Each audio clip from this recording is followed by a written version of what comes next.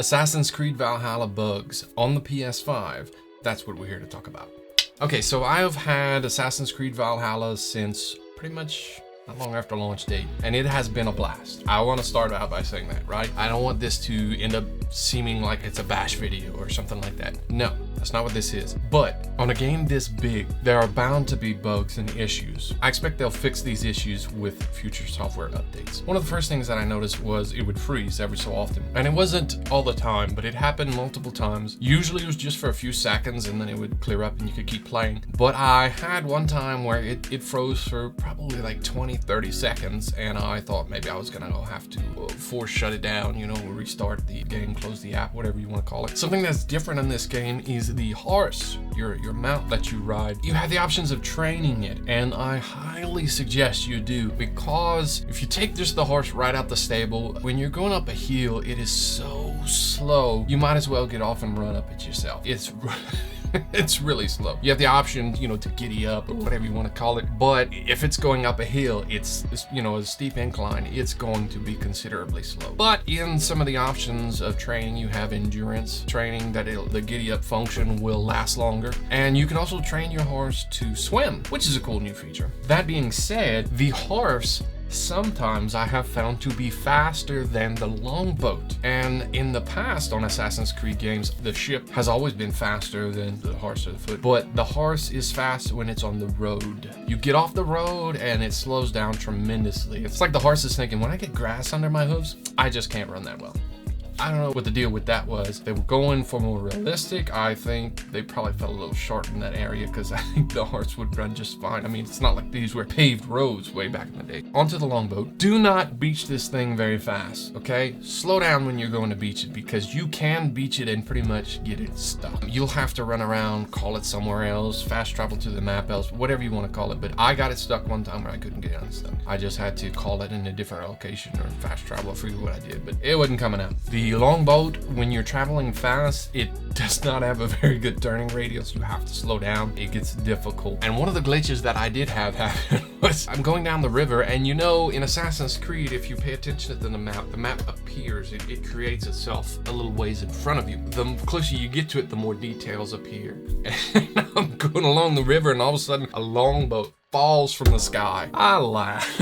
It was pretty funny. Loading on this game is a bit slower than previous Assassin's Creed games. I'm not sure why. Used to, you could just be playing in a hurry, and you could have 3 or 4 things, and you just run by it and hit that triangle button if you're on the PS4 a bunch of times, and boom, boom, boom, boom, it just picks it up. You don't even have to really see the prompts. On the PS5 game with Valhalla, you have to see that prompt. You have to wait for that prompt to show up for you to be able to loot. So it's not quite as efficient as it used to be. Small thing. On the PS5, when you want to see eagle view, you push down R3, which is the right analog trigger. If you want to run, you push down L3, which is the left analog trigger. But the issue is, I like to take off running and see eagle view at the same time, and on the PS5, that activates camera mode, you know, capture mode.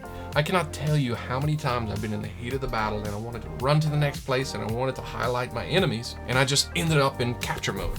It was like, man, goddamn, what's going on? That's a little frustrating. I'm guessing it might be different on the Xbox Series X. I don't know. I don't have one of those. I just have PS5. Well, I got you here. If you're enjoying this kind of content, if you would consider hitting that like, subscribe, notification bell, that would be wonderful. That'd really help us out. I want to bring y'all a lot more great content like this. Really enjoy this. Is my passion. I enjoy bringing you guys my passion. I hope you enjoy it as well. Let's get back to it. So with Eivor, there is one really frustrating thing that happens, and it's usually while I'm in the middle of fighting, you know, a big crew of people. You can have slightly different levels of surfaces, and he or she, whoever you're playing as, they get stuck on that level. It's like they don't want to walk. I mean, it can be so close, and they won't just walk right onto it like normal. Sometimes it just gets stuck, and you right there going around in a circle in this little bitty spot, and you can't get off, and then you start getting hit, and that's really frustrating. So you have to force it. You just do your best. Keep pressing X, you know, to try and get it to jump off this little tiny difference of a level. That's a bit frustrating. It's not always, but it does happen often enough to mention. So I don't want this video to be entirely only about bugs, I want to tell you a little bit of the pros as well. Not everybody's going to notice this, but I noticed this as a novice audiophile. The sound quality is improved on here. They really went the distance. The home theater setup that I have really brings out a lot more detail than the previous games did, and I really appreciate that. The travel times, the fast travel times are so much faster. It is wonderful. The average is like 5 to 10 seconds. It's finally worth using fast travel for distances of, let's say, 1,000 meters or something like that. On the previous games, it was like, oh, forget it. It's gonna take 2 minutes, you know, whatever it took before. It's finally worth it. Use fast travel, guys. It works. The skills map on this thing is massive. So massive that I have completed the entire main story, and I still have a ton of skills that I have not earned. I don't know how to describe it to you how massive it is. You get these skill points and you can, oh, you got 2 skill points. Okay, well, you get plus 1.7% improved ability. Let's say. When you select one, it'll highlight other availabilities. And you can only grab the ones that are available. When you grab that one that's available, it makes more available. And that's how it works. It kind of just branches off. It goes in all kind of different directions. And there are a ton of them. I'd say well over 100 of them. And that is how you up your power level on here. You get to custom choose where you want to work on. It's almost as if, you know, in real life, you have to go out and practice to get better. Well, you're making these accomplishments, you're getting this XP, and you get to choose what skills you want to hone very precisely. It's pretty cool. So I bashed on the longboat a little bit, but I do enjoy the longboat. There are a few perks to this. It follows well on the river. When you have a marker way away, you can hit follow river. You can hit go to quest or go to your map marker, and it'll just go on about its business, and generally your crew will start to sing. You can select stories now, and they will tell you stories of when they grew up, or these magnificent things they've seen in the mountains of these creatures and stuff like this, and oh my gosh, I'm such a hero, and they brag on themselves. They tell all kind of stories. It's really cool. After you have taken down an enemy, you can rig their corpse with explosives. Yes, you heard that right. I'm not kidding you. I'm not making this up. Instead of hiding it, you can actually put explosives on there, and when another one sees them, you know how they come running to check on them. Kablooey.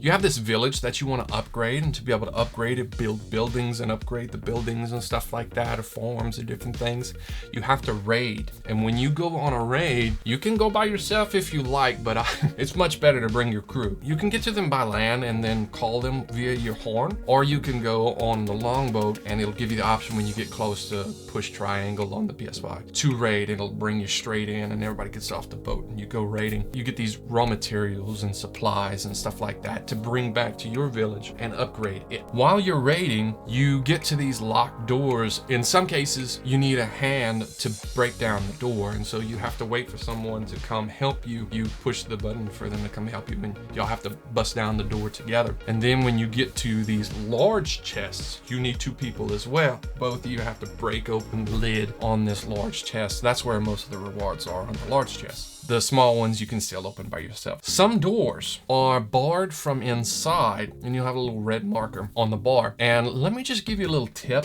It took me a while the first time. I couldn't find another way in to break the bar to be able to open the door to go back outside, you know. There was no way to get in. So I finally found out, they gave me a clue after, I don't know how long. You go and look for a window that you can shoot an arrow through to bust that bar, and then you can go and open the door and get inside. Take my advice on it. If you're having a hard time getting inside, there's a window somewhere. Just go find it. It'll save you a load of trouble and time. When you're on your longboat, you actually sail under overpasses, and they're too small, some of them, most of them really, for your mast on your longboat. So what they do is they drop the sail and then they lean the mast back to pass underneath it, and they bring it back up and put the sail back up. It's pretty cool. It's probably an accurate representation. I mean, I don't know Viking history very much, but I think it's a pretty cool feature. So those are the issues that I've experienced with Assassin's Creed Valhalla on the PS5, but I've really enjoyed the game. It's been a blast. You know, I expect the bugs. I expect the software updates to come, just like the PS5 has its issues, and I expect software updates to help out with that. If you haven't seen my PS5 issues video, then go ahead and click up here, wherever it is, somewhere up.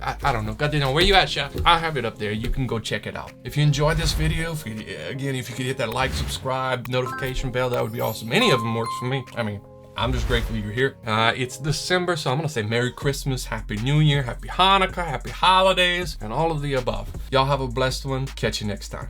The beauty of shooting video, you can wear shorts.